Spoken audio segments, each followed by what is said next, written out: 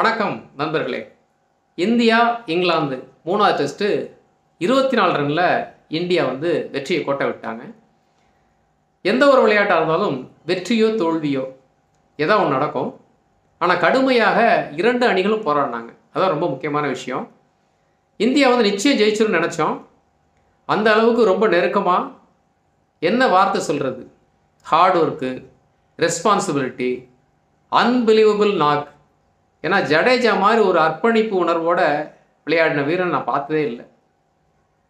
கடைசி வரைக்கும் நம்பிக்கையோட கிட்டத்தட்ட பார்த்தீங்கன்னா 180 பால் சந்திச்சிருக்கான் ஜடேஜா. அது மட்டும் இல்லை, நிதிஷ் ரெட்டி கூட சேர்ந்து ஒரு 35 ரன் பார்ட்னர்ஷிப்பு, பும்ரா கூட சேர்ந்து ஒரு 30 ரன் பார்ட்னர்ஷிப்பு, சிராஜ் கூட ஒரு 25 ரன் பார்ட்னர்ஷிப்.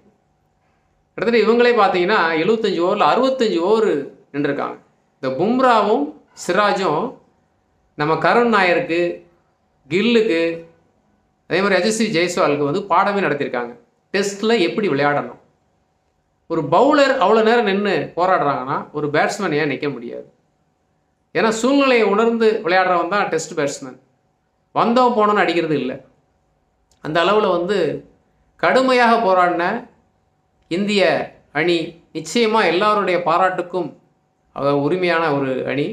அது மட்டும் இல்லை, ஜடேஜா என்ன சொன்னாலும் நாம் தகும் ஒரு லோன் வாரியார் மாதிரி தனி வீரனாக நின்று இந்தியாவோட மானத்தை காப்பாற்றிருக்கான். இதெல்லாம் பார்க்கும்போது நமக்கு சந்தோஷமாக இருக்குது. கண்டிப்பாக அடுத்த மேட்ச்சில் கம்பேக் தருவாங்கன்னு எதிர்பார்க்கலாம். இது தோல்வி இல்லை, கடுமையான போராட்டம். அதன் முடிவில் ஒரு இழப்பு. அவ்வளோதான். அடுத்த மேட்ச்சை சந்திக்கலாம். தேங்க்யூ.